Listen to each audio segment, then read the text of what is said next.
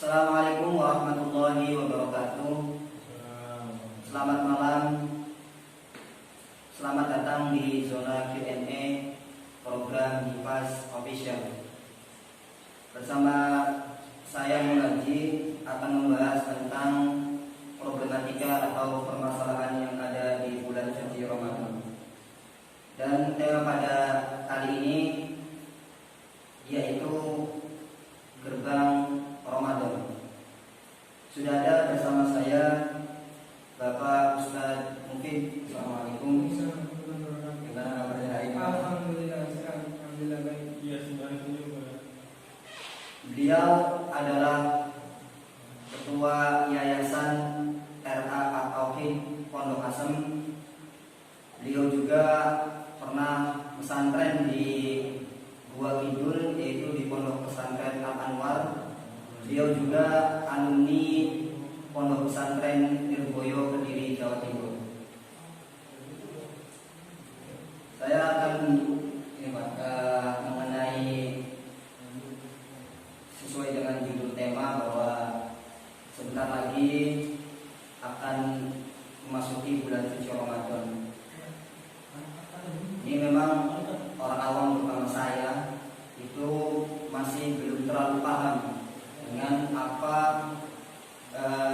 maksudnya ketika kita masuk bulan suci Ramadan atau mau masuk bulan suci Ramadan sebagai orang muslim itu harus persiapannya. Jadi apa saja persiapan bagi orang Islam dalam menyambut bulan suci Ramadan? Assalamualaikum warahmatullahi wabarakatuh. Terima kasih atas waktunya. Terlebih dahulu saya menyampaikan apresiasi terhadap Hifaz sebagai pemuda milenial. Mudah-mudahan kegiatan ini merupakan kegiatan yang bermanfaat, yang membawa barokah bagi kita semua, terutama bagi warga Pondok Asem. Dan mudah-mudahan acara ini bisa disaksikan atau bisa disimak nanti oleh warga Pondok Asem, terutama yang bahwa saya pemuda Pondok Asem punya kegiatan. Dan mudah-mudahan pemuda Pondok Asem tidak dipandang sebelah mata, bahwasanya pemuda Pondok Asem juga ada atau banyak pemuda merupakan pemuda-pemuda yang produktif, yang bisa membangun desanya, bisa untuk dijadikan inspirasi oleh masyarakat. Terus mengenai persiapan dalam bulan Ramadan,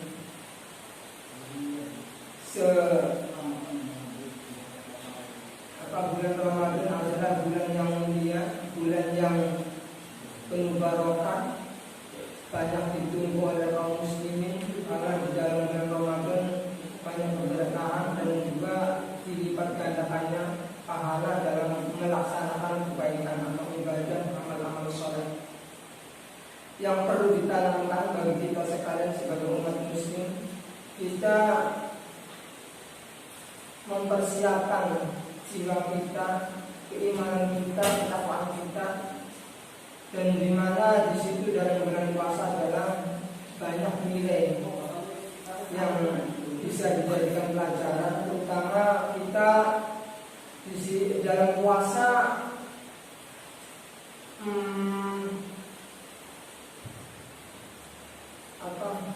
tentang sosial, sehingga kita dengan kita merasakan puasa, kita bisa merasakan bagaimana rasanya kelaparan, sehingga tumbuh rasa belas kasihan, solidaritas, rasa kemanusiaan lebih besar. Itu dari sisi yang berkaitan dengan ubudiyah sesama umat muslim, harus sangat sesama umat manusia. Dan juga di dalam bulan puasa banyak sejarah besar. Di situ juga ada nuzulul Quran dan Lailatul Qadar. Saya Nabi bersabda, man shoma Ramadan imanan wa ghufira lahu ma taqaddama min barang siapa yang mau melaksanakan bulan Ramadan, puasa bulan Ramadan, dan dia juga merasa senang dan juga punya keyakinan bahwasanya barang siapa yang melaksanakan bulan Ramadan, dia akan diberikan pahala oleh Allah, pahala yang sangat besar, dan pahala di bulan Ramadan itu langsung Allah yang memberikannya. Artinya di dalam bulan puasa pahalanya berlipat-lipat dan juga tidak terhitung, beda dengan hari-hari sebelumnya. Wah, pisahkan, dan juga dia tuh benar-benar mempercayai bahwasanya bulan Ramadan ada bulan, merupakan bulan yang mulia. Maka kalau dia percaya dan mau melaksanakan menghidupkan bulan Ramadan, ma'ghufiralahu ma taqaddama min dzambihi, dia akan diberikan ampunan dari bulan Ramadan ini ke bulan Ramadan yang akan datang. Terus saya sering sering melihat ketika bulan suci Ramadan itu katanya ada boleh 1 bulan, tuh niatnya niatnya bisa 1 bulan langsung. Ada juga yang saya dengar ya, ada yang cuman satu hari harus niat. Jadi masalah niat puasa itu sebetulnya bagaimana menurut Pak Ustaz mungkin? Ya, menurut masalah niat bulan puasa Ramadan itu wajib di malam hari. Ya. Yang pertama, niat puasa harus di malam hari atau tabiat, istilah orang Jawa harus ingat, tidak boleh itu kalau bulan puasa Ramadan, dan juga harus setiap hari itu menurut Syafi'i. Tapi ada sebagian ulama yang mengatakan untuk ikhtiar, untuk hati-hati, kan kadang-kadang bisa jadi lupa atau karena ketiduran sehingga dia tidak niat malamnya, takut batal. Kalau tidak niatkan nanti puasanya batal otomatis. Tapi dia harus menjalankan puasa, tapi puasanya tetap harus dikodok karena tidak niat. Maka sebagian ulama, Imam Malik mengatakan boleh niat puasa 1 kali untuk 1 bulan dengan syarat niatnya di awal Ramadan. Di awal Ramadan, tadi hari pertama. Maka sebagaimana penjelasan saya, kalau niat awal Ramadan itu di samping nawaitu soma wadi an adai fardhi syahri Ramadana, soma wadi untuk besok hari. Maka saya keduanya niat lagi bersama-sama, nawaitu soma wadi an jami ayyami syahri Ramadan, tapi dengan syarat di awal hari pertama, di awal Ramadan. Kalau di hari kedua itu sudah tidak boleh. Berarti berarti itu kalau kan perbedaan mazhab berarti tentang niat. Berarti kalau misalkan kita dari mazhab Syafi'i kemudian tadi kita ke mazhab Maliki, memperbolehkan dengan catatan di awal Ramadan niatnya tidak boleh, di hari kedua, di hari ketiga nggak boleh. Kalau hari pertamanya lupa nggak niat anjani ayami, maka tidak boleh. Terima kasih. Kemudian ini juga masih ada 2 pertanyaan. Apakah batal kalau orang mengumbar hawa nafsu? Nah, itu sering kita sebagai orang awam itu katakanlah dulu kamu jangan marah-marah terus. Kalau puasanya batal, itu sebetulnya gimana? Ya, sebetulnya yang membatalkan puasa itu bukan hawa nafsu. Yang membatalkan puasa adalah makan, minum, terusan jima. Adapun hawa nafsu itu tidak membatalkan puasa, tapi membatalkan pahalanya puasa. Orang-orang yang mengumbar hawa nafsu atau orang-orang yang pada hari puasa itu gosip, itu tidak membatalkan puasa, tapi pahalanya sudah otomatis tidak ada. Tapi dia tetap menyelesaikan puasanya, tapi dengan otomatis karena dia menggosip, menghibah atau mengumbar hawa nafsu, maka maka dengan sendirinya pahalanya sudah hilang. Sing ati-ati itu durung kaluan oleh pahala apa maning, akhirnya bahasa samperan apa maning, udah otomatis hilang. Kan kadang-kadang bisa membawa nafsu, tapi dia timbul di hatinya rasa riya atau ujub. Pak Arya kan paling dipuji. Kalau ujub, saya paling hebat, sudah dapat puasa, saya udah pinter ini bla-bla-bla. Jangan ujub.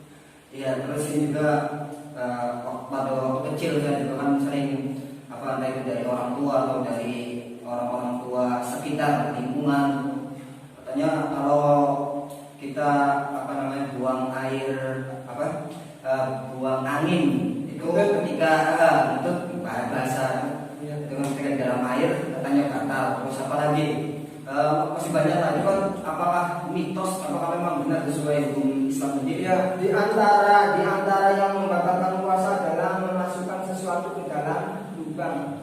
Ya, orang yang buang angin di dalam air biasanya orang kan diukur kan biasanya untuk kalau dalam kondisi kan kadang untuk, tapi ketika buang air kan ini terbuka. Nah, ketika dalam air maka air ketika terbuka ini bisa masuk. Maka yang membatalkan adalah karena dimungkinkan masuknya air ke dalam bumbu. Itu sama halnya memasukkan sesuatu. Itu kalau maksudnya kalau disengaja atau tidak sengaja sama saja hukumnya seperti itu apa? Kalau tidak disengaja kan namanya tidak disengaja kan ya ada ada mafhum. Tidak ada orang sengaja biar suaranya lebih nyaring akhirnya suara angin. Nah, itu yang berkaitan. Kayak apa? Memasukkan biji main ke mulut juga kan kalau sengaja, atau pengen muntah itu juga kan muntah tapi disengaja dia kok kembali muntah. Tapi kalau muntahnya dengan sendirinya muntah kan tidak baik. Oh iya, terus ini Pak Ustadz ada lagi orang yang sering bertanya itu adalah ketika waktu imsak. Nah, waktu imsak itu kalau kita kan patokannya hanya jam berapa itu waktunya, atau misalnya ada bunyi alarm atau apa itu semacam yang di musola atau di masjid-masjid. Nah, sebetulnya waktu imsak itu tepatnya gimana? Tepat waktu imsak apakah menurut jam atau menurut apa? Kita harus bertahu. Perlu diketahui bahwasanya waktu awal masuknya waktu puasa adalah ketika fajar sidik. Fajar artinya masuk subuh, bukan fajar sidik, masuk subuh. Itu waktu begitu masuk subuh berarti waktu memulai puasa. Sementara yang ada pada kenyataan di lingkungan hampir menyeluruh ya, imsak itu kebanyakan dia mempunyai anggapan bahwasanya waktu imsak adalah waktu mulainya puasa. Padahal tidak demikian. Kalau belum masuk subuh itu belum imsak, belum dimulainya puasa. Mulainya puasa begitu masuk waktu subuh. Jadi imsak itu masih boleh makan. Kalau waktu zaman dulu kan, waktu zamannya Nabi, imsak itu memperlihatkan imsak, lama-lama menjawab mah gagian, sing imsak udah sahur. Untuk memperingatkan, bukan waktu masuknya dimulainya puasa. Itu berarti kalau misalkan berarti ukurannya azan apa? Ya azan kan umpamanya subuh jam 4.30 lah. Kan kadang-kadang ada yang masih kadang bisa telat. Ya. Nah, maka yang dari patokannya kan biasa ada kalender. Coba saya nih ya punya kalender dari Kemenang saya mah. Dari kemarin saya bagi-bagikan, sebetulnya di masjid juga harusnya mendapatkan. Karena kalau di masjid dari saya sudah dikurang, dari gede. Kalau untuk musola lembaran begini saja. Nah, saya patokannya setiap saat, maka saya kalau waktu melihat jadwal itu. Kadang-kadang di sana belum kadang juga ada yang lebih awal. Iya. Nah, kita mungkin tadi nyambung tentang masalah bulan. Iya, masalah bulan ini kan kita sering kalau masuk bulan puasa atau lebaran itu kan biasanya lihat TV dulu, baru kalau Kalau pemerintah udah ketok palu hari ini tanggal sekian sudah masuk bulan Ramadan. Nah sebetulnya ya menurut kita ini harus ikut yang ikut yang mana itu dalam arti yang benar-benar harus diikuti yang harus diikuti antara misalkan ada yang misalkan hari ini puasa. Nah, itu kita masih sebagai orang awam masih bingung dengan hal itu. Pandangan saya tentang penetapan awal Ramadan, kita harus mengikuti pemerintah. Pemerintah sendiri tidak berdiri sendiri. Di belakang mereka ada ketua PBNU MUI yang dari NU atau dari Muhammadiyah, itu tergabung dari seluruh aliran-aliran, tidak satu saja. Kita wajib mengikuti sebab Al-Quran juga menganjurkan atiullah wa atiur rasul wa ulil amri minkum. Selama itu tidak perintahnya tidak dalam kemaksiatan, maka kita wajib mengikuti. Begitu juga dalam penetapan awal Ramadan yang dilakukan oleh pemerintah yang bekerja sama dengan lembaga-lembaga Islam atau lembaga-lembaga agamaan, di antara ada MUI, ada Muhammadiyah, ada NU dan lain-lainnya. Itu mereka menetapkan hilal tidak semata-mata sekedar ngomong, artinya bukan mereka tidak punya landasan, tapi mereka punya alat teropong, dan alat teropong itu sebelum mereka melakukan, mereka lebih dulu mengadakan sidang bahwasanya mencari kesepakatan bahwasanya berapa derajat yang harus disepakati oleh kita semua. Nanti kalau hilalnya sekian derajat, nanti itu ditetapkan. Itu udah ada kesepakatan terlebih dahulu. Berarti ada ukurannya pemerintah dan ormas Islam yang menetapkan bahwa berapa derajat itu udah dihilali, dan berapa lamanya itu udah kesepakatan dulu. Berarti sudah diputuskan awal puasa misalnya hari ini tanggal sekian. Ya, umpama hari ini tanggal 29 Sya'ban. Ini pemerintah sudah melaksanakan pemantauan hilal apa belum. Nanti kan berapa derajat, berapa lama, itu kesepakatannya udah ada. Nanti kalau memang iya itu hilal dan lamanya sekian, berarti hilal. Nah nanti berarti yang harusnya tanggal 30 karena sudah hilal, maka sudah pelaksanaan tanggal 20 dan ini awal Ramadan. Begitu juga nanti untuk Syawal, kemudian Syawal sama.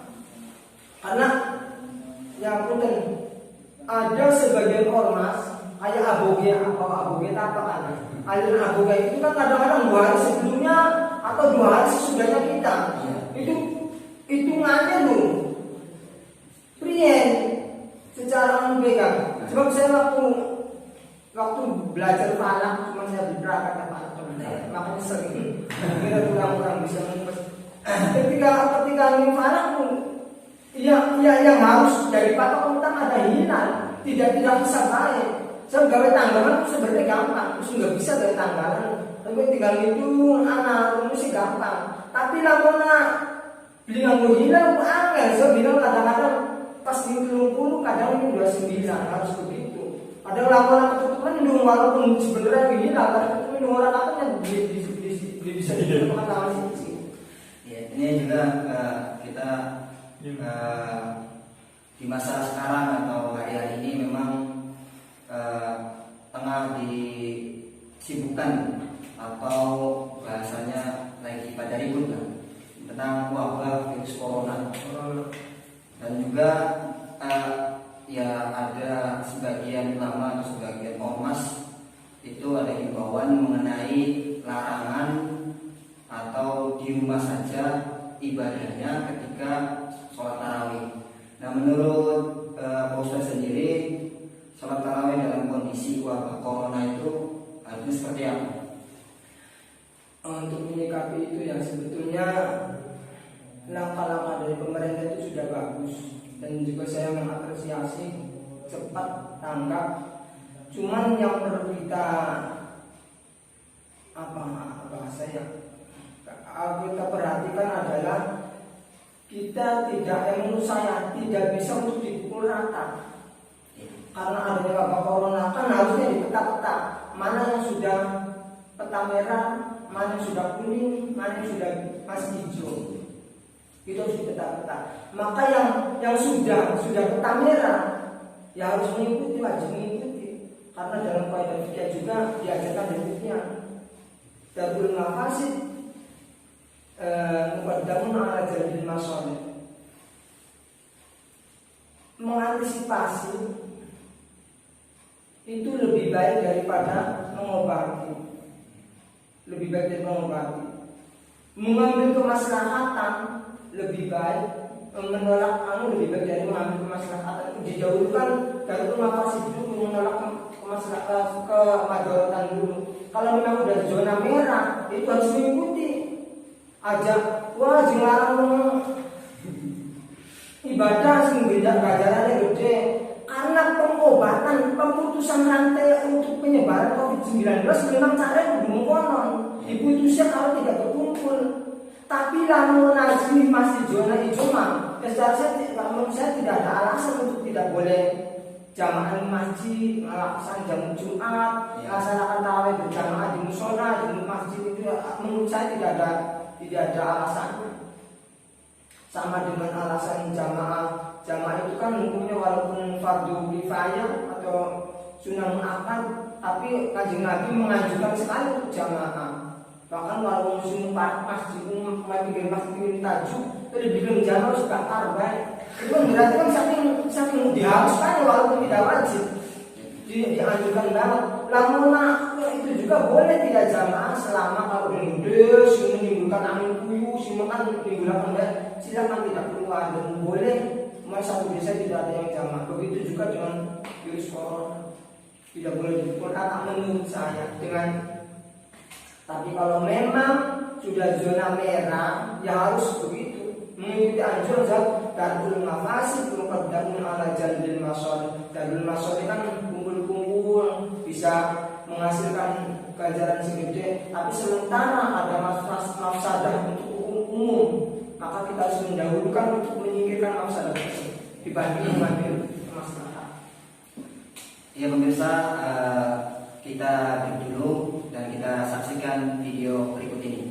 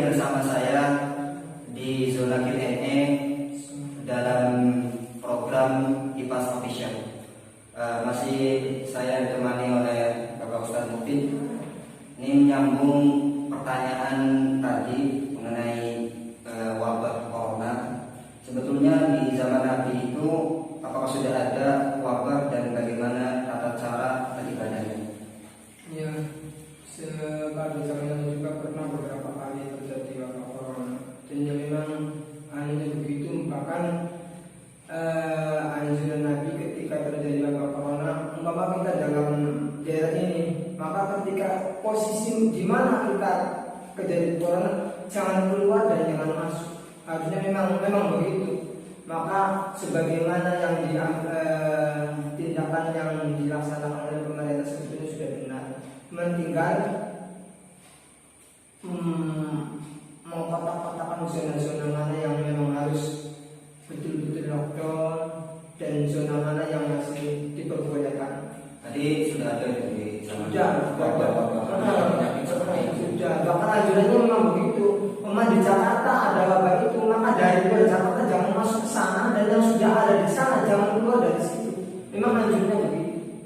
Dan bahkan sampai saking untuk menanggulangi wabah itu, mereka rela untuk akhirnya pada kelaparan. Memang begitu.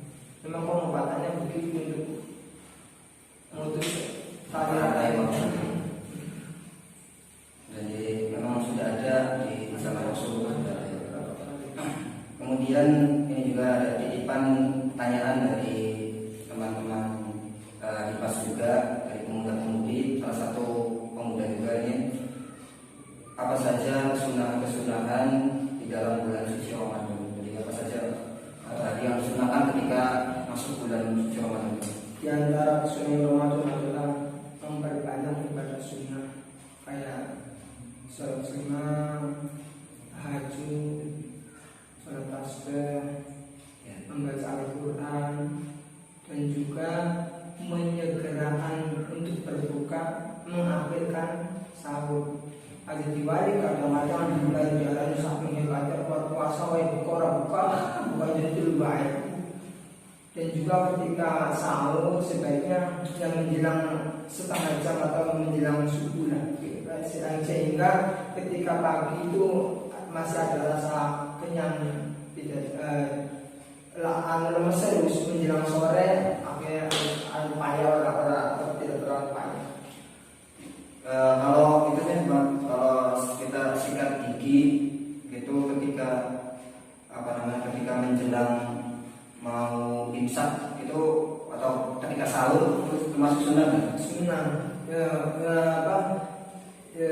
Siwakan itu kan dulu nggak bahasa siwaknya, karena semakin kesini kan semakin modern, semakin maju, maka mungkin sikat gigi itu bisa kata ganti daripada siwak.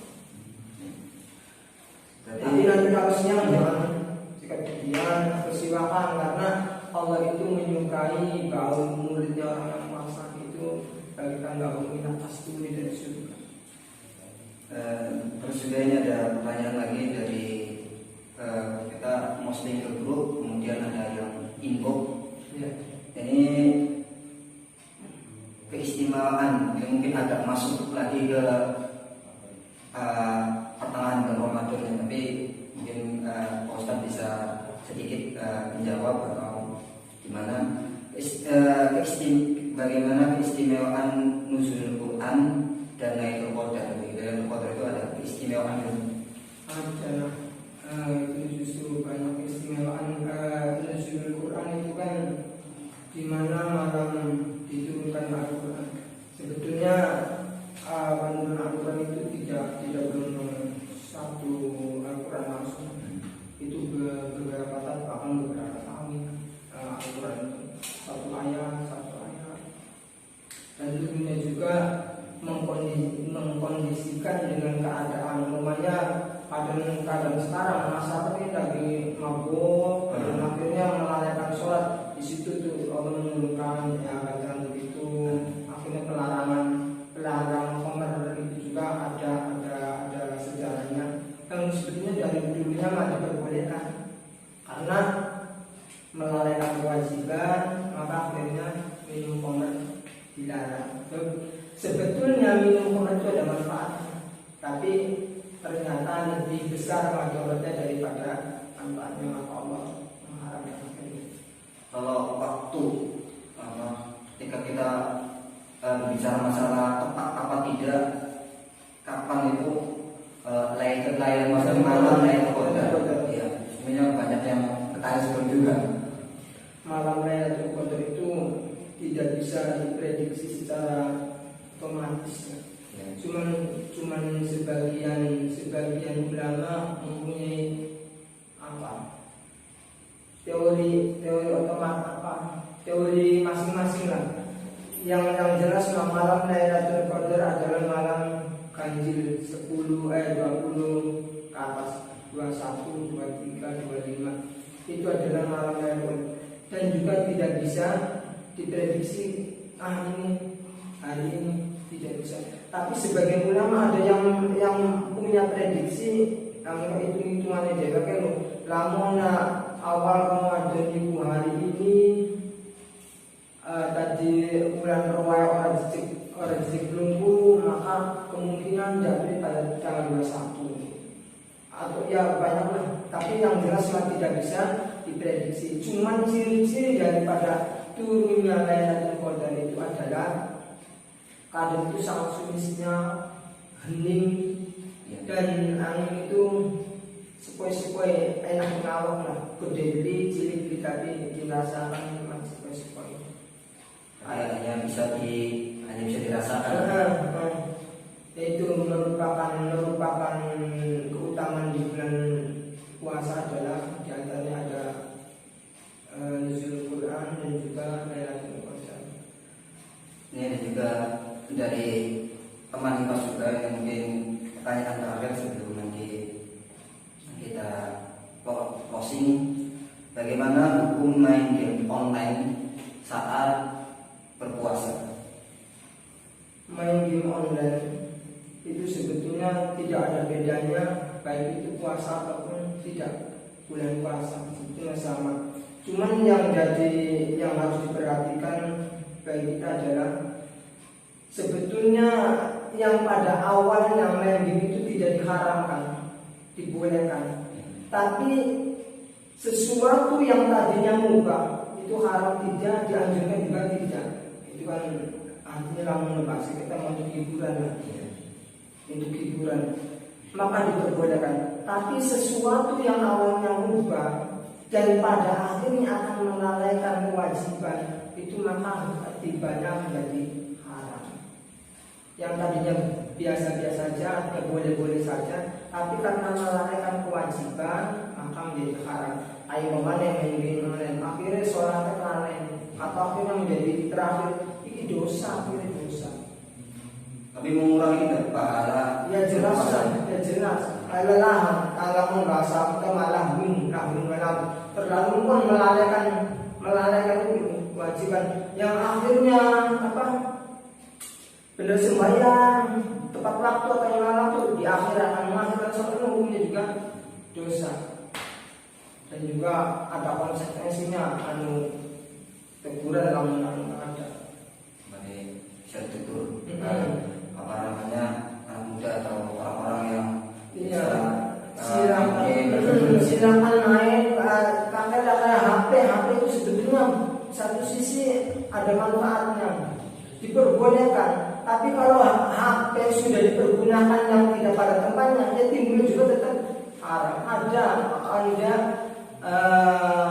al-muhafazatu ala qadimi shalah wal akhdhu bil jadid dirasa. Diperbolehkan mungkin mengajukan surat itu nama, tapi memakai sesuatu yang lebih canggih dan lebih manfaat lagi itu boleh. Tapi kalau tibanya HP timbulnya tetap melalaikan, dina HP yang bayar SMS-an bayar sembahyang beli apa beli, itu jadinya haram, tetap dosa. Harus diketahui itu. Terima kasih Kang Mufid. Tapi sebelum kita undur diri, saya undur diri, mungkin ada sepatah dua patah kata untuk nasihat. Ini kan mau bulan suci Ramadan, mungkin agak nasihatnya apa? Dan mudah-mudahan nasihat untuk kita semua dan juga untuk diri saya, mudah-mudahan di bulan Ramadan ini kita dapat melaksanakan ibadah Ramadan, ibadah puasa, dan juga menjalankan sunnah-sunnahnya dengan sempurna, sehingga kita bisa menjadi manusia yang lebih baik. Allah memberikan pertolongan, memberikan hidayah, sehingga kita bisa menjalankan hablum minallah dan hablum minannas. Dengan puasa kita akan bergerak, rasa sosialnya lebih tinggi lagi, karena kita di situ merasakan lapar satu hari. bisa merasakan bagaimana orang-orang di jalan yang mereka kekurangan, sehingga kita bisa rasa sosial lebih tumbuh lagi.